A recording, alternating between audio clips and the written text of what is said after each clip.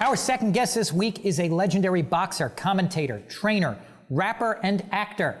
After winning the light middleweight silver medal for the United States in the 1988 Olympic Games in a remarkably controversial decision, he began a professional boxing career in 1989 that lasted until just last year, spanning 75 fights with 66 wins and 47 of those by way of knockout. He is a multiple-time world champion in 4 different weight classes and considered by many to be the best pound-for-pound boxer of all time.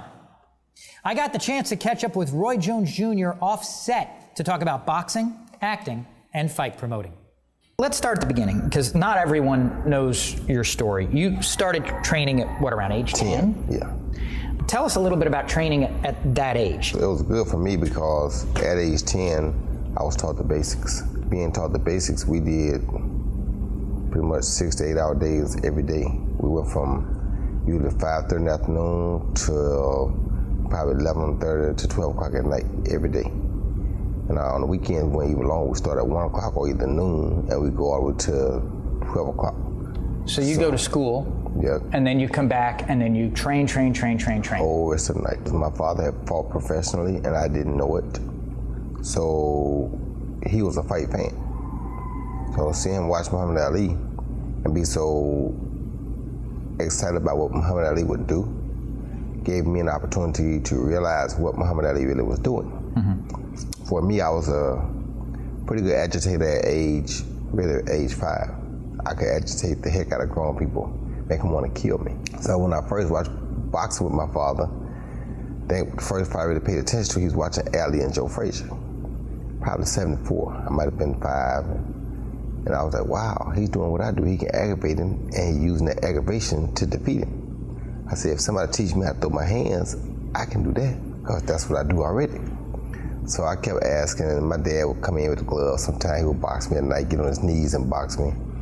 And it was funny because me not knowing any better, I would spend my whole day at school trying to figure out how I'm gonna beat my dad when I get home. So it got so bad to where I would go to bed crying pretty much every night. My mom would beg me the next day, please don't box tonight. I'd be like, okay, ain't gonna box. But about right around bedtime, I just couldn't resist it. You know, just I had to get the gloves and get the beating again. I knew I was gonna lose, but I had to try. So I guess over the years, that probably let my father know that, you know, that I wasn't opposed to not winning all the time.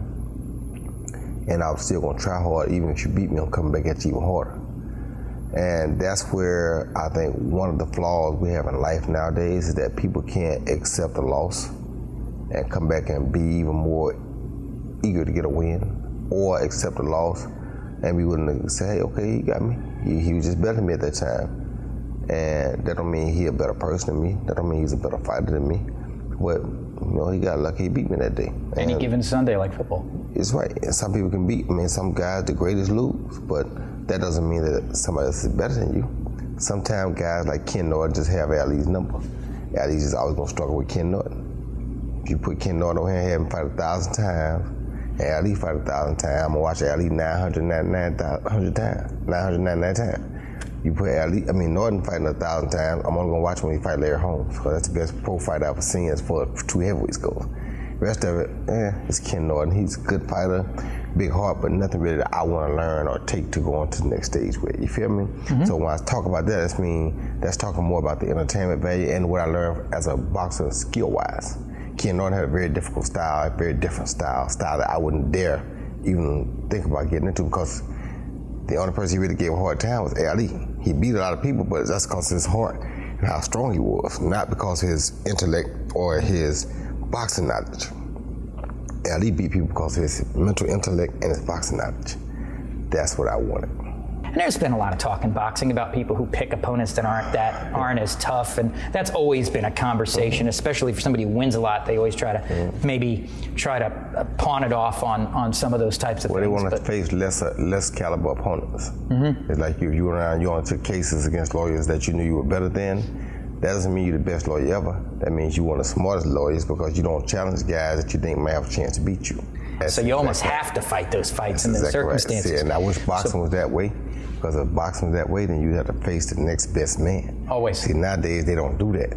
Yet they all still want to compare them to the greats, but they're not facing the best people in their prime. So how can you compare them to the greats? Yeah. It doesn't really happen like that. You understand me? So. Yeah, because when somebody's in their prime, I mean, there's a lot of people who say you're the best pound for pound boxer that's ever lived. Tell you what, it wasn't because I ducked nobody. I wouldn't fight whoever they thought was closest to as good as I was, because if they thought he was close to good as me, I fought him or tried to find a way to fight him. And if I didn't fight him, it wasn't my fault, because I sure tried. At one point, you were wanting to try to get a fight with Tyson, huh? Mm-hmm. When I won the heavyweight title, I told him it's the only person I would fight. When was that? Was that pre-jail Tyson or post-jail Tyson? After. Post, yeah, it was 2003. When I won the heavyweight title, I told him the only person I would stay heavyweight to fight was Mike Tyson.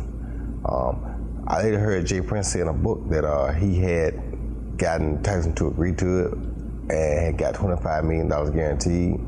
I never heard that when it happened, because at that time I told him if it ain't Mike Tyson, then I'm going back down to light heavyweight, because I got to go back and win the light heavyweight title to accomplish what Bob Fitzsimmons did back in 1896. The only thing Bob Fitzsimmons didn't do was that there was not a super middleweight division. So he won the middleweight, the light heavyweight, the heavyweight, then went back and recaptured the light heavyweight.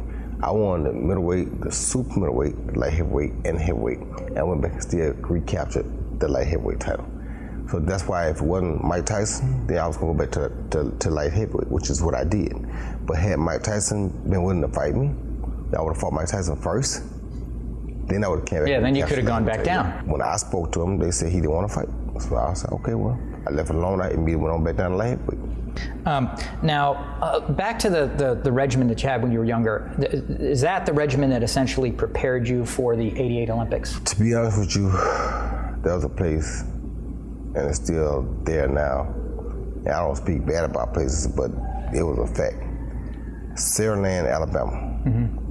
You had McIntosh, you had Saraland, and you had Mobile. If you want the toughest fight of your life, go to McIntosh.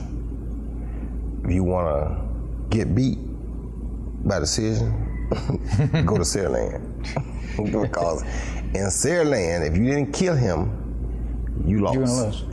So if he wasn't knocked out, he wasn't almost dead or needing a respirator to keep him alive, you lost. You were never gonna win by decision. Yeah. It was so bad that in Knoxville, Tennessee in 1986, I watched Sammy Jenkins win the Southern Golden Gloves there in 1983.